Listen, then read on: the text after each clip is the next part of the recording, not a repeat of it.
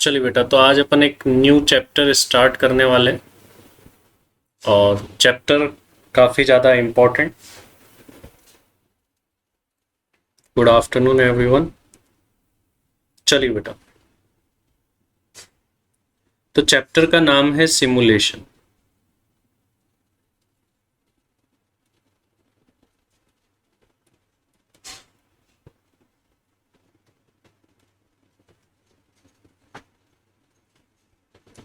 Good afternoon. Simulation chapter start करने जा रहे हैं आज बेटा। काफ़ी इम्पोर्टेंट चैप्टर। क्या हर अटेम्प्ट में क्वेश्चन आता है? ऐसा तो एक ही चैप्टर है ओएमएस में जिसका हर अटेम्प्ट में क्वेश्चन आता है। उसके अलावा जो भी चैप्टर्स है वो चेंज होते रहते हैं, लेकिन जिनकी फ्रिक्वेंसी ज़्यादा रहती है, ज़्यादा बार आते हैं, वो चैप्टर अपने इंपॉर्टेंट चैप्टर होते हैं और वो जनरली एक आधा अटेम्प्ट छोड़ के आते ही रहते हैं। तो सिमुलेशन भी एक ऐसा ही चैप्टर है और इंटरमीडिएट में भी है और फाइनल में जब आप जाओगे तो फाइनल में भी यही चैप्टर आपको मिलेगा। ये चैप्टर फाइनल के अंदर भी होता है, आपके सीएमए फाइनल में कॉस्टिंग के अंदर मिलेगा आपको ये चैप्टर। सीए फाइनल के अंदर भी कॉस्टिंग के अंदर ये चैप्टर मिलता है और यहाँ तो अपने यहाँ इंटर में ऑपरेशन मैनेजमेंट एक सेपरेटली सब्जेक्ट बना के वहां डाल। सिमुलेशन चैप्टर जो है, क्वेश्चन आएगा तो 8 मार्क्स का आएगा, क्योंकि 8 मार्क्स से कम का question most of the chapters जो है ना 8 मार्क्स का ही क्वेश्चन बनता है। 6, 8 और 10 प्रैक्टिकल क्वेश्चन बनने के ये 3 ही मार्क्स कवरेज होती है अपने ऑपरेशन मैनेजमेंट में, तो इसका जनरली 8 मार्क्स का क्वेश्चन देखा गया है। सिमुलेशन जो अपन पढ़ने वाले हैं, आखिर इसका यूज क्या है? देखिए बेटा, सिमुलेशन एक टेक्निक है। किस चीज की टेक्निक है? फॉरकास्टिंग करने की। फ्यूचर में क्या होगा इस चीज को फॉरकास्ट करने की टेक्निक है simulation. On the basis of some past data, कुछ पास्ट डेटा के बेसिस पर हम फ्यूचर के लिए फॉरकास्ट करते हैं। एक चीज और होती है यहां पर, डिमांड फॉरकास्टिंग भी होती है। एक डिमांड फॉरकास्टिंग होती है, वो भी यही चीज होती है।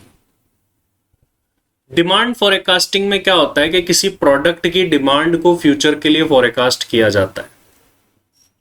वहीं simulation not only relates to a product, it can forecast even for other things as well. इसका मतलब सिमुलेशन से किसी प्रोडक्ट की डिमांड ही नहीं, और भी बहुत सारी चीजें की जा सकती है। यस, जैसे मान लो आपने 5-7 दिन का पिछले डेटा दे दिया और कुछ डेटा आपने एडजस्ट करके दे दिया और बोला कि बताओ अगले 5 दिन में किस दिन बारिश होगी या नहीं होगी। ये काम भी सिमुलेशन से किया जा सकता है। मतलब सिमुलेशन का एक फिक्स क्राइटेरिया नहीं है। सिमुलेशन से आप डेटा के बेसिस पर किसी भी टाइप के फॉरकास्ट कर सकते हैं। एंड रीजन, इसी वजह से सिमुलेशन का हर एक क्वेश्चन अपने आप में अलग क्वेश्चन होता है। कुछ पार्ट सिमुलेशन के क्वेश्चन का फिक्स्ड होता है, उसके अलावा फिर हमको दिमाग लगाना पड़ता है, हर क्वेश्चन चेंज होता है। लेकिन उतना दिमाग आई थिंक अपन आसानी से लगा लेंगे, आप लोग लगा लेंगे बिल्कुल आसानी से। जनरल एक बात हो रही है कि सिमुलेशन के क्वेश्चन हर जगह सेम है, मतलब आप कहीं भी कर लो, कुछ फिक्स्ड क्वेश्चंस बने हुए वही हर जगह अपन को मिलते हैं सिमुलेशन के। तो यस, इसी वजह से जो अपन को सिमुलेशन के क्वेश्चन मिलेंगे वो अपन को वही सेम जो अपन यहाँ क्लासेस में करेंगे वही सेम आपको एग्जाम में मिलेंगे। ये एक इसकी खास बात है। इवन पूरे ऑपरेशन मैनेजमेंट में ही यही है और इवन ऑपरेशन में पूरे सीएमए में यही है कि अगर आप मॉड्यूल कवर करते हैं तो most of the questions, most of the content आपको वहीं से मिलता है। तो सिमुलेशन क्या काम आता है? सिमुलेशन का मेन काम हो गया forecast about future situation. Future के बारे में फॉरकास्ट करने के लिए सिमुलेशन काम आता है। तो ये मेन यूज हो गया, मेन काम हो गया सिमुलेशन। किस चीज के बेसिस पर? On the basis of some past data. तो सिमुलेशन क्या है? Simulation is a technique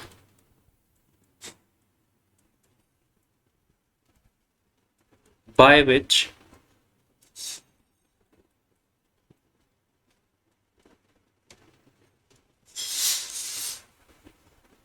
we try to forecast about future situations on the basis of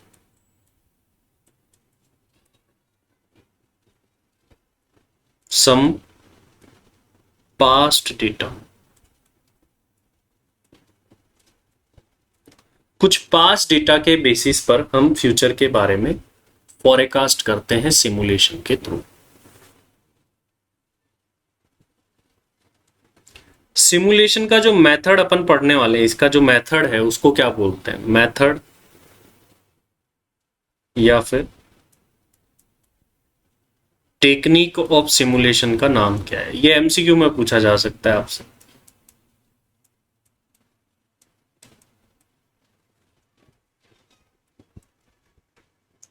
इसका नाम है बेटा मोंटे कार्लो सिमुलेशन.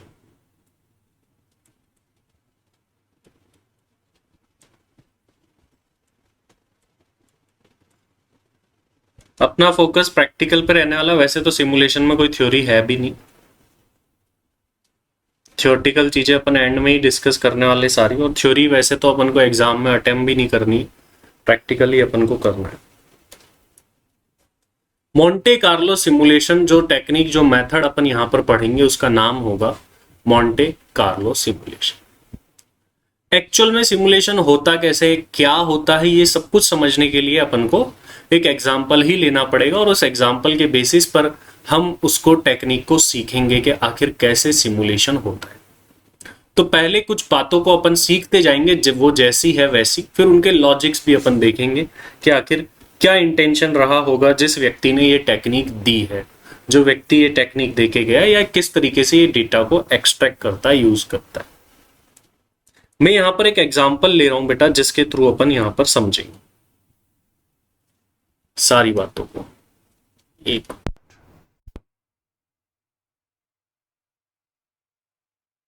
चलिए बेटा, तो अपन समझते हैं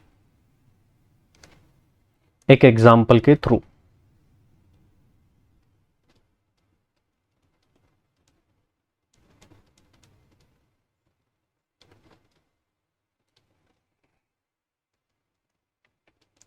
last 5 days demand of a product is given below. ये क्वेश्चन आप मेरे साथ में लिखिए.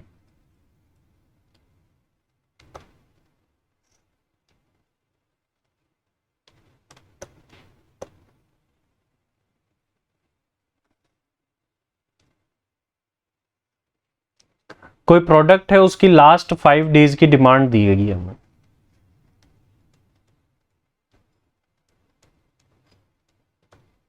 जरूरी नहीं है हमेशा प्रोडक्ट की डिमांड हो, बहुत सारी चीजें हो सकती है, आगे आप चैप्टर में जानोगे आप. इसको डिमांड फॉरकास्टिंग की तरह मत समझ लेना.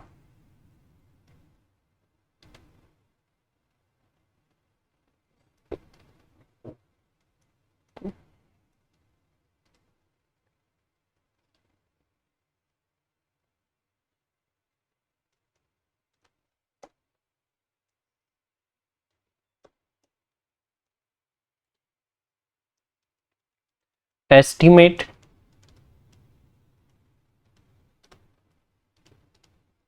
demand for upcoming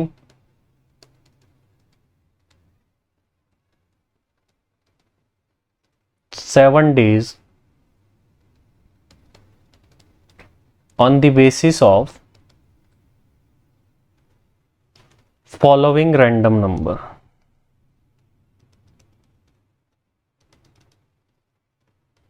अच्छा, क्वेश्चन में एक चीज और जोड़नी है, मैं वहीं ऊपर टेबल में ही जोड़ देता हूं. प्रोबेबिलिटी.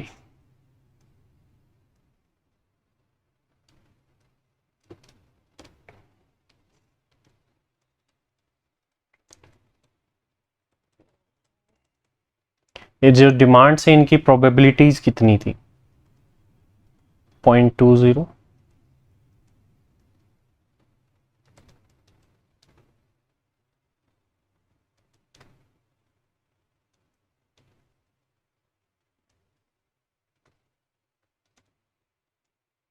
प्रोबेबिलिटी का टोटल आपको ऑलवेज 1 मिलेगा बेटा।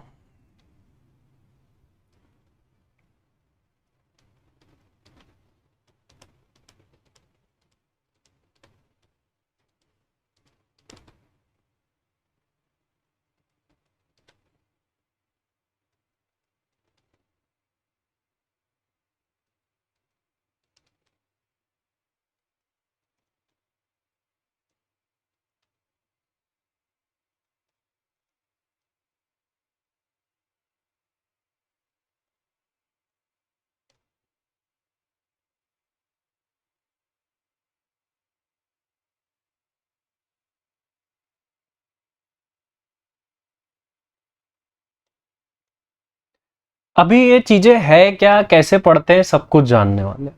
देखो अब एक बेसिक बात मैं आपको बता देता हूं अभी के लिए फिलहाल। ये किसी प्रोडक्ट की लास्ट 5 दिन की डिमांड और उनकी प्रोबेबिलिटीज गिवन है हमको। हमें अगले 7 डेज की डिमांड बतानी। आप देखो, अगर मैं आपको ऐसे बोलूं कि मैंने ना आपको पिछले 5 दिन के मौसम का हाल दे दिया, अब अगले 7 दिन के मौसम का हाल बताओ, तो आप बता दोगे ऐसी? आपको कुछ ना कुछ तो बेस चाहिए होगा फ्यूचर के लिए करने के लिए। तो आपने बोला बता तो देंगे, लेकिन टेम्परेचर बताओ क्या रहेगा। तो आपकी फ्यूचर प्रिडिक्शन किसी ना किसी चीज पर डिपेंड करती है। हमारी जो भी फॉरकास्टिंग होगी, फ्यूचर प्रिडिक्शन होगी, वो किसी ना किसी चीज पर डिपेंड करती है। और हमारी फ्यूचर प्रिडिक्शन और फ्यूचर की जो फॉरकास्टिंग है, जिस चीज पर डिपेंड करती है, यहां पर उन चीजों को नंबर्स में डिनोट किया जाता है। मतलब इन फ्यूचर माहौल कैसा रहेगा, सिचुएशन कैसी रहेगी, उसको यहां नंबर्स में डिनोट किया जाता है। उसी को बोलते हैं रैंडम नंबर। अब अगले 7 दिन में डिमांड क्या रहेगी हमको बताने के लिए कोई बेस तो दो। तो बेस इन्होंने दिया ये रैंडम नंबर का। तो जिस चीज पर हमारी फॉरकास्टिंग डिपेंड करती है, फ्यूचर में कोई ना कोई इवेंट या कोई ना कोई चीज होगा जिसके थ्रू ही हम फॉरकास्टिंग कर पाएंगे, और जिस चीज पर हमारी फॉरकास्टिंग डिपेंड करती है उसी को बोलते हैं रैंडम नंबर। फ्यूचर में होने वाली सिचुएशंस को, जो भी सिचुएशन फ्यूचर में रहेगी, उसको यहां न्यूमेरिकली नंबर्स में डिनोट करके बताया जाता है। और ये 1 से लेकर के 100 तक होते हैं। 100 भी नहीं होता, 99 तक के होते हैं। रीजन बताऊंगा मैं 99 तक क्यों होते हैं। तो उसके बीच में ही ये होते हैं, और ये फ्यूचर की सिचुएशंस जो है इन्हीं नंबर्स के अंदर डिनोट की जाएगी। तो what is random number? Random number future में आने वाली सिचुएशंस जिनको नंबर्स में बता दिया गया है। चलिए, ये एक हमारे सामने क्वेश्चन है, तो हम कैसे सिमुलेशन के क्वेश्चन को सॉल्व करें? तो इसके लिए तो हमें स्टेप्स पढ़नी है सिमुलेशन। तो अब अपन पढ़ने वाले हैं topic main, steps to solve simulation problem. आखिर सिमुलेशन की प्रॉब्लम कैसे सॉल्व होगी? देखिए बेटा, ये 2 पार्ट में सॉल्व होती है। यहां पर 2 टेबल बनती है। पहली टेबल को अपन इनिशियल टेबल बोलेंगे और दूसरी टेबल को हम सिमुलेशन टेबल बोलेंगे। तो 2 पार्ट के अंदर हमको यहां पर सॉल्व करना। Simulation table, simulation problem is solved in 2 parts। 2 part में सॉल्व होगी।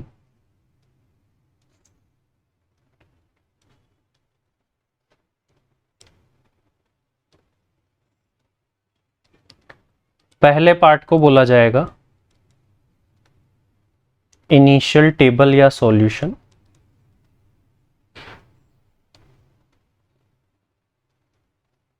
और दूसरे पार्ट को बोला जाएगा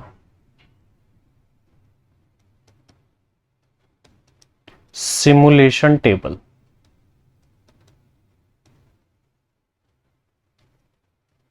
ये 2 पार्ट में सॉल्व होगी। तो 2 पार्ट के अंदर हमारी सिमुलेशन की प्रॉब्लम सॉल्व होती है।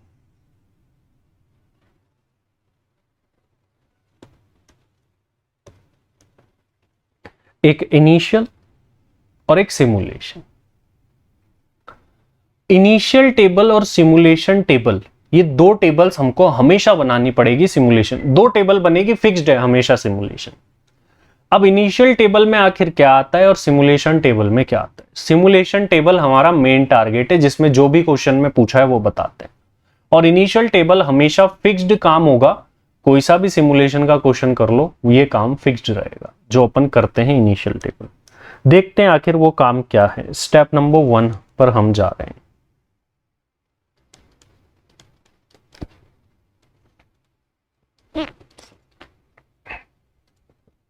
Make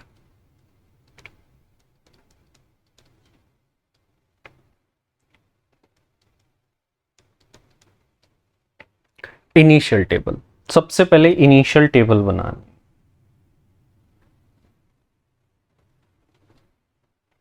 for that first we have to copy information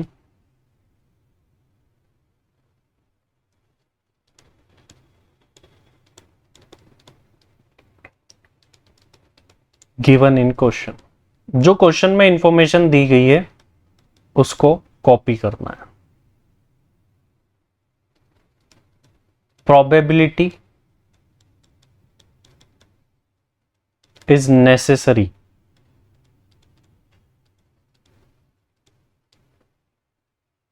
if probability given ना हो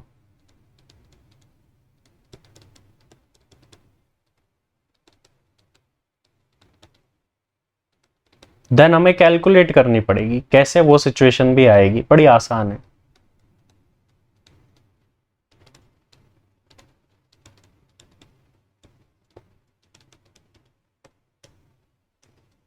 तो स्टेप नंबर 1 में तो टेबल को एज इट इज कॉपी कर रहा हूं मैं, लेकिन ये टेबल की और भी कुछ कॉलम बनेंगे तो उसके लिए भी हम जगह रख रहे हैं।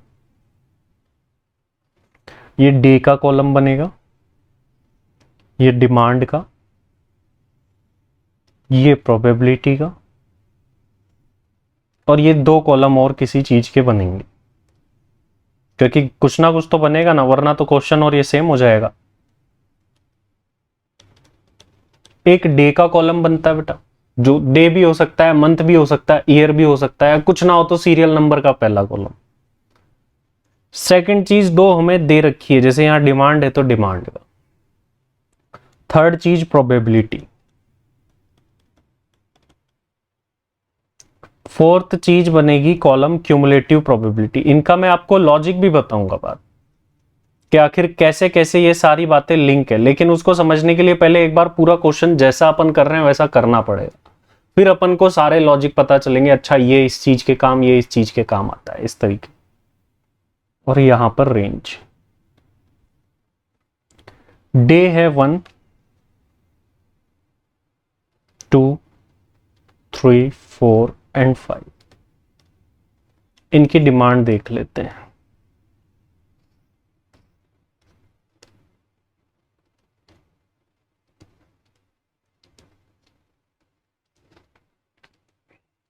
ये हमें डिमांड मिल गई, अब इनकी प्रोबेबिलिटी देख लेते हैं।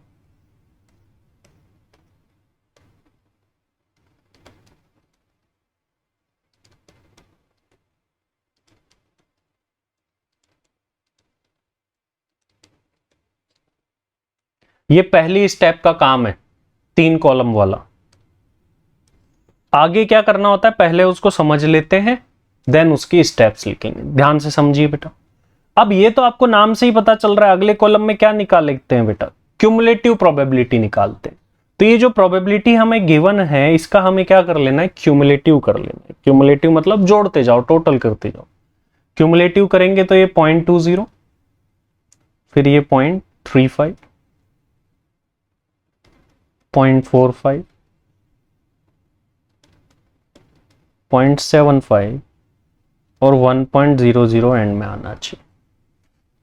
ये क्यूमुलेटिव प्रोबेबिलिटी बन गई। नाउ अब इसके बाद में हमें रेंज बनानी होती है। बड़े ध्यान से सुनना, रेंज कैसे बनानी। रेंज बनाने के लिए जरूरी बातों पर बिल्कुल सभी का ध्यान इधर आ जाए, ध्यान दो जल्दी से मेरी तरफ। रेंज बनाने के लिए ये जो क्यूमुलेटिव प्रोबेबिलिटी है ये काम आने वाली है, और ये जो नंबर्स है इनको पॉइंट्स का नंबर मत मानो, इनको फुल नंबर मानो आप। मतलब ये जो 0.20 लिखा है ना, इसको 0.20 नहीं 20 मानो आप। ये 35 है, 45, 75 और 100। रेंज कैसे बनेगी ध्यान रखें, 0 से स्टार्ट होगी और जो नंबर है उससे एक कम पर खत्म होगी। While making range this number will be considered as 20।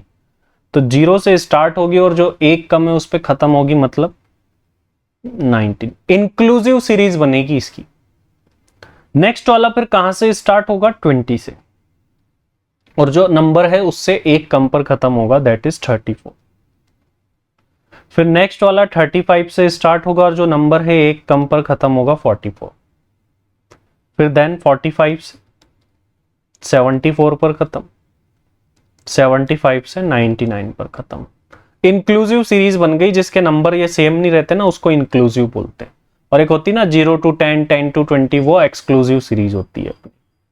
तो ये रेंज हमको कैसे बनानी है, रेंज बनाने के लिए हमको क्या करना होगा बेटा, कि जो क्यूमुलेटिव प्रोबेबिलिटी के नंबर है उनको फुल नंबर अज्यूम करना होगा, और फिर हमें फुल नंबर मानते हुए रेंज बनानी है। रेंज 0 से स्टार्ट होगी और जो नंबर है उससे एक कम पर खत्म होती जाएगी, और ये इंक्लूसिव सीरीज बनानी है, मतलब जहां पर खत्म होगी उसके नेक्स्ट नंबर से ही स्टार्ट होगी।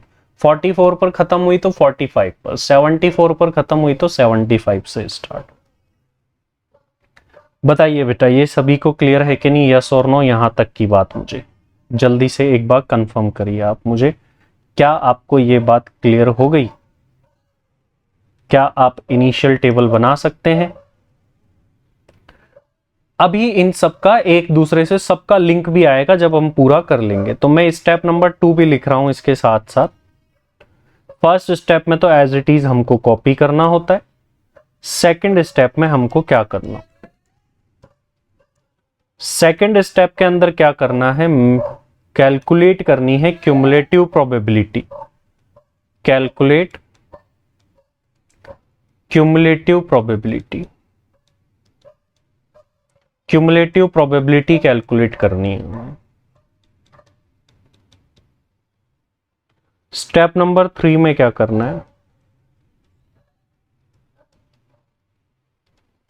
Make range from cumulative probability. Cumulative probability से हमको रेंज बनानी है। कैसे बनानी है, रेंज स्टार्ट होगी, स्टार्ट फ्रॉम 0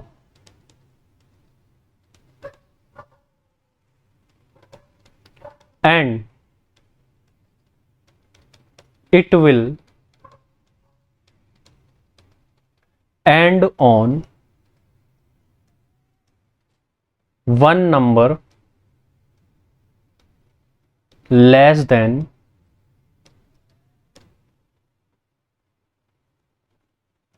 थोड़ा सा स्टेप और जोड़ते हैं, and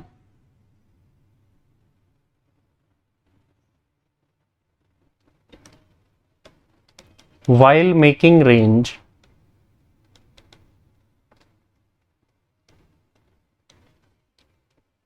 cumulative probability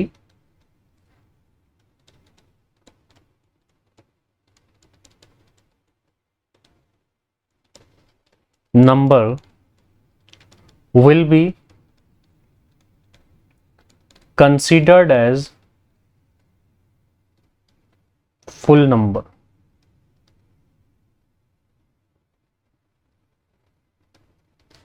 It will be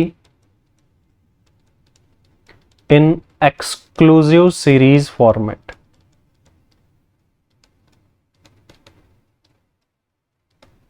exclusive series के फॉर्मेट में ये होने वाली है, जो हमने ऊपर यहां बनाती। जो ऊपर काम करा उसकी स्टेप हम देख चुके हैं। इसके बाद में नेक्स्ट स्टेप हमको क्या करनी है, अब हमें बनानी है सिमुलेशन टेबल। स्टेप नंबर 4 में हम बनाएंगे simulation table. Now we will make simulation table. अब सिमुलेशन टेबल जो है ना बेटा, वो क्वेश्चन की लैंग्वेज के अकॉर्डिंग चेंज होती रहती है, लेकिन उसके जो स्टार्टिंग के 2 कॉलम बनते हैं ना, वो हमेशा सेम रहते हैं। First column will be of, पहला कॉलम या तो डे का या मंथ का या वीक का या ईयर का रहने वाला है। एंड सेकंड कॉलम जो है will be of random number,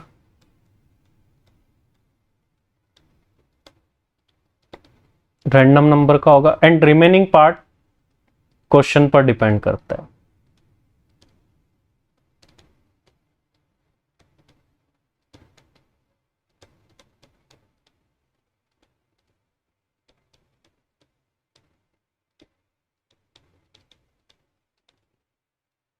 तो आइए इसी को यूज करते हुए अपन टेबल बनाते हैं। जो हमारी नेक्स्ट टेबल बनने वाली है वो है सिमुलेशन टेबल। स्टार्टिंग के 2 कॉलम पता है, बाद के कॉलम हमें पता नहीं है। रिमेनिंग कॉलम हमेशा क्वेश्चन पर डिपेंड करते हैं। फर्स्ट कॉलम डे का बन जाएगा क्योंकि अपकमिंग 7 डेज के लिए पूछा है। नेक्स्ट कॉलम रैंडम नंबर्स का, और उसका नेक्स्ट कॉलम जिस चीज की रिक्वायरमेंट है उस चीज का। नेक्स्ट 7 डेज की डिमांड बतानी है तो नेक्स्ट कॉलम डिमांड का बन गया। That's it. अभी तो इतने ही बने, आगे बहुत बड़ी बड़ी टेबल्स भी बनेगी बेटा। लेकिन आपके लिए खुशखबरी की बात यह कि क्वेश्चन आता ही बड़ा आसान है। जो एग्जाम में क्वेश्चन आता है ना, वो बड़ा आसान आता है। छोटा सा आएगा, आसान सा आएगा, और जो एग्जाम में कंटेंट आता है वो स्टार्टिंग की 2 क्लास में जो होगा ना, वैसा ही आता है उस लेवल। लेकिन अपन को तो आगे भी पढ़ना है, क्या पता कभी भी एग्जामिनर का मन बदल जाए, दे दे। लेकिन अभी तक का ट्रेंड यही रहा है कि बिल्कुल बेसिक लेवल आता है। तो फर्स्ट कॉलम हम डे का बनाएंगे, सेकेंड कॉलम हम रैंडम नंबर का बनाएंगे, और थर्ड कॉलम हम डिमांड का बनाएंगे। हमें फॉरकास्टिंग जितने टाइम के लिए करनी है उतने नंबर ऑफ डेज हम यहां ले लेंगे।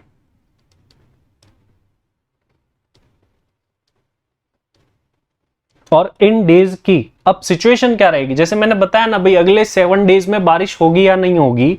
तो आपने पूछा था कि टेम्परेचर तो बताओ, इसी यहां पर ऐसे तो कुछ बताते नहीं है।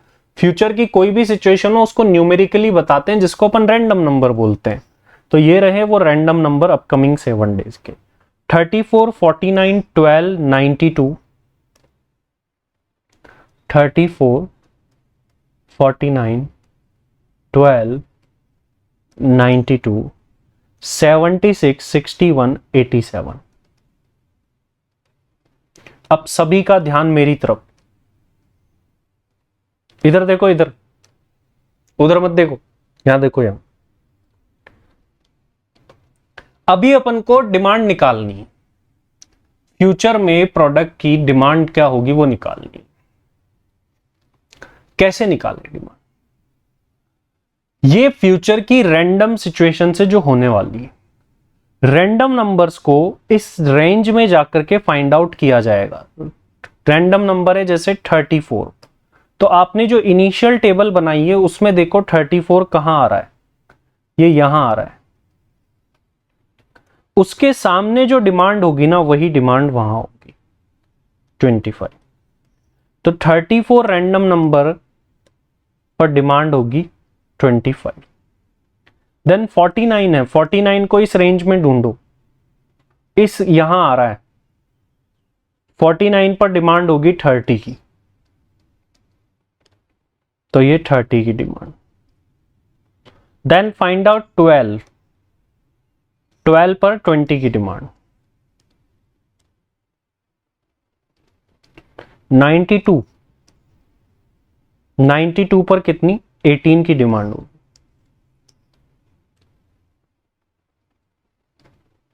76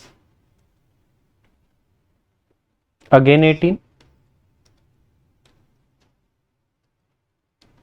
61 इस रेंज में आएगा, इस रेंज पर डिमांड कितनी है 30। 87 किस रेंज में आ रहा है, 87 इस रेंज में आएगा, डिमांड कितनी है 18। हमसे कई बार टोटल डिमांड या फिर एवरेज भी पूछा जाता है, तो इनका टोटल कर लो तो टोटल डिमांड, एवरेज निकालना है तो डिवाइड बाय 7 कर दो, वो भी निकाल ही लेते हैं चलो साथ में, टोटल डिमांड और फिर हम यहां नीचे एवरेज डिमांड।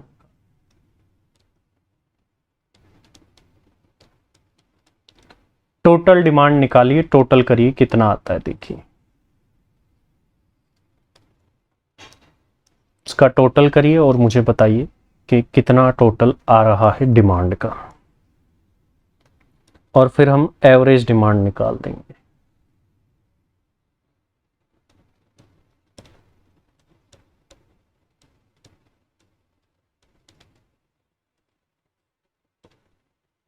टोटल डिमांड 159 आ रही है, तो 159 एवरेज करना है तो कितने डेज की है, 7 डेज की है, तो एवरेज कर देंगे तो कितनी आ जाएगी,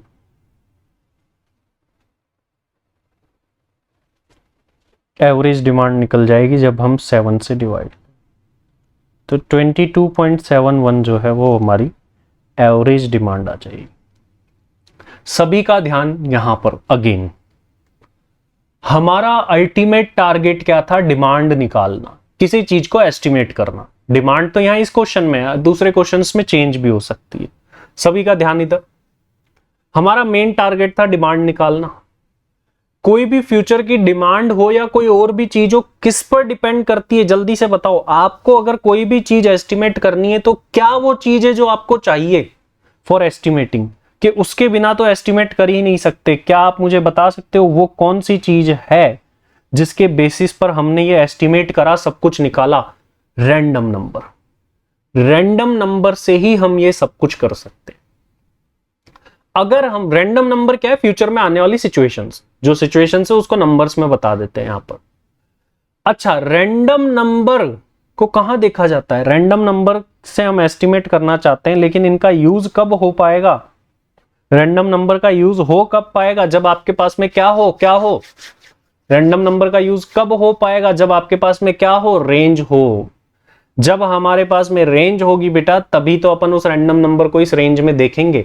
तो ये रेंज क्या करती है, एक तरीके से एस्टिमेटेड बेसिस का एक रेंज क्रिएट कर देती है। जैसे प्रोबेबिलिटी है, प्रोबेबिलिटी मतलब कोई चीज हो सकती है, नहीं भी हो सकती है, तो ये इस प्रोबेबिलिटी की रेंज बना देती है ये, कि इस रेंज के बीच में अगर कुछ आ रहा है तो ये होने की प्रोबेबिलिटी है, इस रेंज में कुछ आ रहा है तो ये डिमांड होने की प्रोबेबिलिटी है। अच्छा, तो हमको अगर फॉरकास्ट करना है तो रैंडम नंबर चाहिए, और रैंडम नंबर को यूज करना है तो रेंज चाहिए। अच्छा, रेंज कब बन पाएगी? रेंज बनाने के लिए क्या चाहिए आपको? रेंज कब बन पाएगी? रेंज बनाने के लिए क्या जरूरी चीज है? रेंज बनाने के लिए जरूरी चीज है क्यूमुलेटिव प्रोबेबिलिटी, क्योंकि क्यूमुलेटिव प्रोबेबिलिटी से ही आप रेंज बनाओगे, और प्रोबेबिलिटी ही तो फ्यूचर में क्या हो सकता है, नहीं हो सकता, उसकी संभावनाएं बताती है, पॉसिबिलिटीज बताती है। और क्यूमुलेटिव प्रोबेबिलिटी कब बना पाओगे? क्यूमुलेटिव प्रोबेबिलिटी कब आएगी? जब आपके पास में क्या होगी? प्रोबेबिलिटी। तो इस तरीके से ईच एंड एवरीथिंग कनेक्टेड है आपस में। हमें करना है फॉरकास्ट। फॉरकास्ट तभी होगा जब रैंडम नंबर होंगे। रैंडम नंबर का यूज तभी हो पाएगा जब रेंज होगी। रेंज तभी बन पाएगी जब क्यूमुलेटिव प्रोबेबिलिटी होगी, और क्यूमुलेटिव प्रोबेबिलिटी तभी निकल पाएगी जब हमारे पास में प्रोबेबिलिटी होगी। बेटा बताइए बेटा, क्लियर है कि नहीं ये बात? यस और नो। ये है बेसिक कंसेप्ट सिमुलेशन का विथ लॉजिक। अब आपको पता चल गया होगा कौन सी चीज क्यों निकालते हैं और उससे क्या होता है।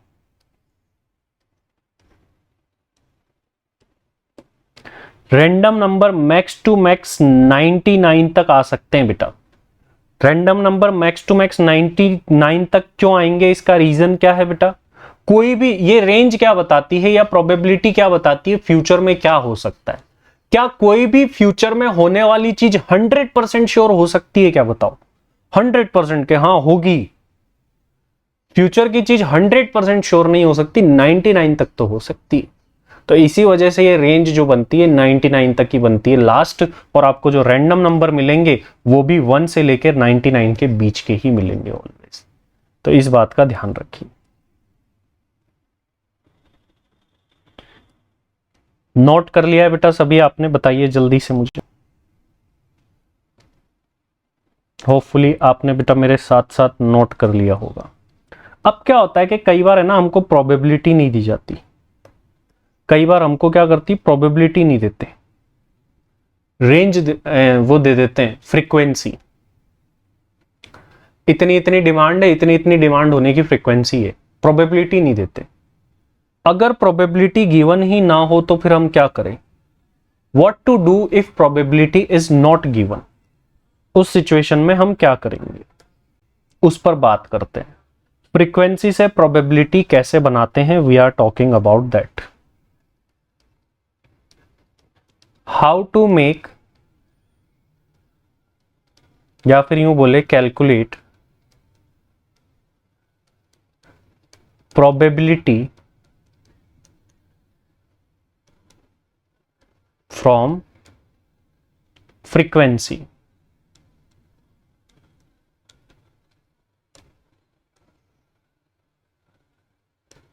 एक सिंपल सा मैं आपको यहां पर एग्जांपल ले रहा हूं क्योंकि ये कोई ज्यादा बड़ी बात नहीं है, बड़ी आसान सी और छोटी सी बात है, और ये कंसेप्ट आपके आगे भी काम आएगा।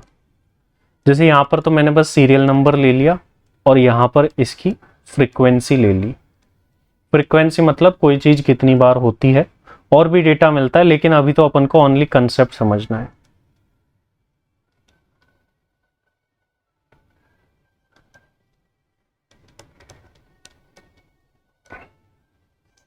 अब हमें ना इसकी प्रोबेबिलिटी चाहिए, ये हर एक नंबर की जो फ्रीक्वेंसी है ना इसकी जगह प्रोबेबिलिटी चाहिए। तो कैसे निकालते हैं?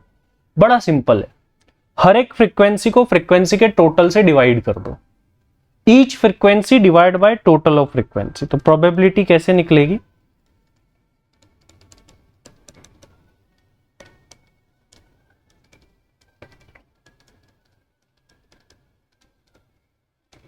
Each frequency divide by total of frequency. तो अगर आपको कभी भी फ्रीक्वेंसी दे रखी हो लेकिन जरूरत किसकी हो, प्रोबेबिलिटी की, तो आपको सिंपल सा काम क्या करना है कि हर एक को डिवाइड कर देना है टोटल से। तो यहां पर टोटल इसका फ्रीक्वेंसी का कितना आ रहा है, 100 आ रहा है, तो 10 डिवाइड बाय 100 कर दो, 0.10 आ गया। कैलकुलेशन आसान रहा इसलिए अपन ने टोटल क्या 100 वाला करा था, जरूरी नहीं ऑलवेज 100 हो। 0.30, 20 divide by 100 0.20, and 40 divide by 100 0.40।